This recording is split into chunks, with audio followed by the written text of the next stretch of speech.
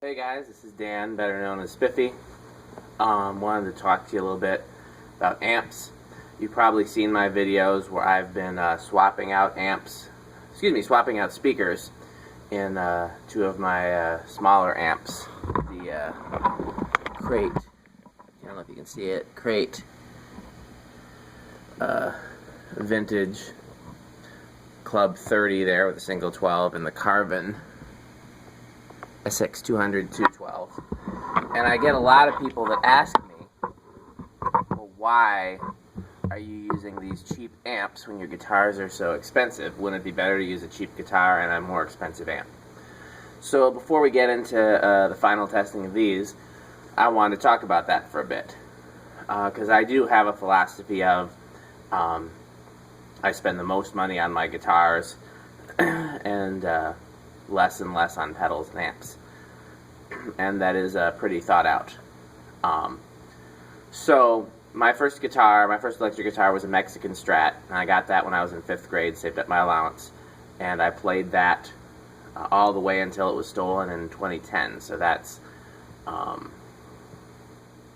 don't remember exactly when I would have been 5th grade. That's almost 20 years of playing a Mexican Strat. And when I did my first, and I've been lucky that for the past roughly 10, 11, 12 years or so, I've been able to do some pretty legitimate sessions and tours and things like that. Nothing big money or anything like that, and no stadium, well, very few stadiums, but I've gotten to travel, and the thing about it is, when you start playing gigs that are, bigger than a bar band and bigger than in church, a lot of times they have backline. And backline is when they provide everything for you. They provide the keyboard, they provide drums, they provide PA, and they provide bass and guitar amps. And you're expected to bring your guitar and your pedals as a guitar player. And so for my first few years of touring and doing sessions, all I had was my Mexican Strat and some really cheap pedals. That was all I could afford. And then I would ask for a Fender Twin on backline, and it would sound great. People have made the point that a cheap guitar through an expensive amp sounds great, and that's often very true. There are a lot of cheap guitars that sound really good, and a great sounding amp like a Fender Twin or a Mesa Lone Star, which are my two favorites, can make pretty much almost any guitar sound good. So I did that for years, but what I noticed is anytime I was, getting the guitar in and out of, van or bus or trailer in cold weather, it was getting banged around, taken it on airplanes and putting it in overhead compartments and stuff like that. I was noticing with my Mexican Fender that it would show the wear. The neck would bow more, and I'd have to take it and get it adjusted more, and the frets would wear quicker from all the playing. It didn't play consistently through all the the rigors of touring. And so at the time I was finally starting to make a little bit of money, and the tech that I was using at the time said, you just need to get an American Fender, it's going to hold up much better. And he was right. That's when I had my first custom American Deluxe made, and never had those kind of problems with that guitar. It just the more expensive guitars, sometimes the sound isn't that different, but they hold up much better. But then the other side of the coin is that there are times when you do need to use your own amplifier. And if I'm driving to a gig, even if there's going to be backline, I always bring an amplifier, because you never know what's going to be there. Just because you ask for a Fender Twin doesn't mean you're going to get it. So there are plenty of times, and especially as I've been doing these local bands and stuff lately, where you're going to use your own amplifier. But just like there are plenty of cheap guitars that sound really good, there are also plenty of cheap amplifiers that sound really good. So it's been one of my kind of pet projects is to find the cheap amplifiers that sound good. What can I use that costs $200-300 that sounds as good as $1,000, $1,500 amplifier? Because again, if I'm You know, if I'm not taking it to the big stuff and I only need it for small stuff, I don't really need as expensive an amplifier. It doesn't need to be perfect, and plus, especially if you're gigging with a tube amp, you always want to have a backup, so it's kind of silly to have $2,000 amplifiers in your car for any given gig. So I happened upon the amps that I like pretty much by chance. My favorite inexpensive amps are the Crate Vintage Club Series. You see them in a lot of my videos. And I was doing a gig out in Los Angeles with, I believe this was with Darnell Davis and the Remnant. Most of the gigs I've done in Los Angeles, not all, but most have been with either Darnell Davis and the Remnant or Brent Jones and the TP Mob. And the church that we were rehearsing at did not have a guitar amp. And the guy who was letting us use the church to rehearse at, you know, I asked him, I said, is there a guitar amp? He said, I'll go get one. And he went to Guitar Center and just got whatever they had at the time, which happened to be a Crate Vintage Club 310. And he brought it, and I was expecting some garbage, you know, and because of, you know, because he was just grabbing a cheap amp from Guitar Center. I wasn't expecting it to be better than a bottom-of-the-barrel Crate or PV or, you know, Behringer or whatever. And he brought it in. I'm like, this sounds great. And I'm like, man, you should just buy this for the church, you know, and I don't know if he did or not. But then when all my gear was stolen, I started looking out for one of those, and I bought my own. And I tell you, it's a beautiful sounding amp, and they don't cost very much. You know, depending on where you are, anywhere between $200 and $500, usually between $2 and $3. And the other amp that I really love, but I don't gig with anymore because it's just too big and heavy, is the Yamaha 100 series, or G100 series, depending on how they're notated. Is that right?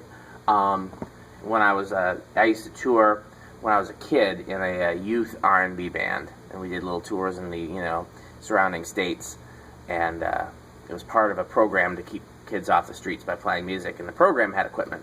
The guitar amp they had, and I have no clue where they got it, was a old Yamaha G100 410, and that was, to this day, is one of the best sounding guitar amps that I've played. And so at one point I went and started looking for one of those for myself. I still haven't found a G100 410, and those generally don't sell for more than like $100. If you see one over 200, they're charging too much. But they're huge. I mean, it's a 410 with a huge iron transformer. It's heavy. It's just not the kind of thing I'd want to gig with anyways. I found the G50 410, which is half the wattage, and I found a G100 212. But I have yet to find my own 100 410 or G100 410. Still kind of on the lookout. But yeah, my G100 212 was among my gear that was stolen. I've toured with that amp for quite some time. Did a bunch of sessions with it.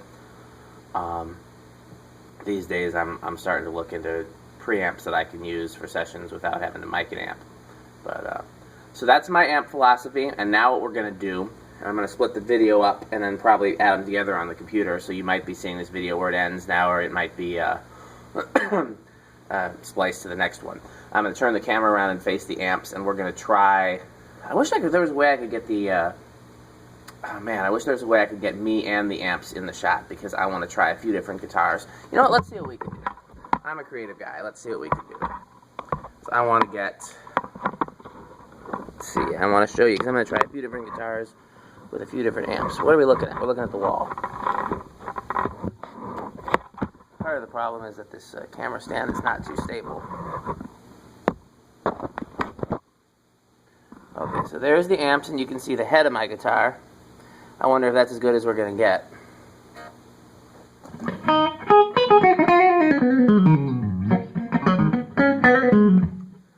So that's the Crate Vintage Club 112, and I didn't like the sound of the single 12 nearly as much as I liked the 310s, so I changed 12s until I found one that I liked, and this is an Eminence, I believe 1258, Legend 1258, but it's relabeled for Fender, so it's just a Fender relabeled Eminence Legend.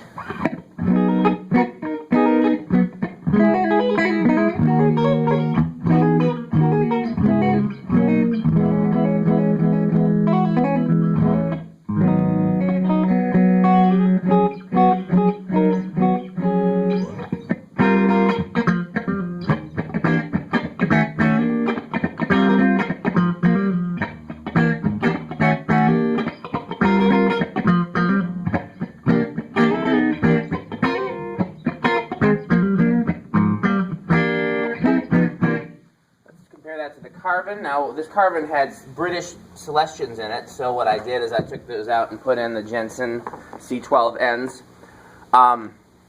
The Carvin's probably going to sound louder and brighter on the video because the phone is closer to it. Yeah, I think I'm gonna stop after this and try to fool around and see if I can figure out a better place to put the phone.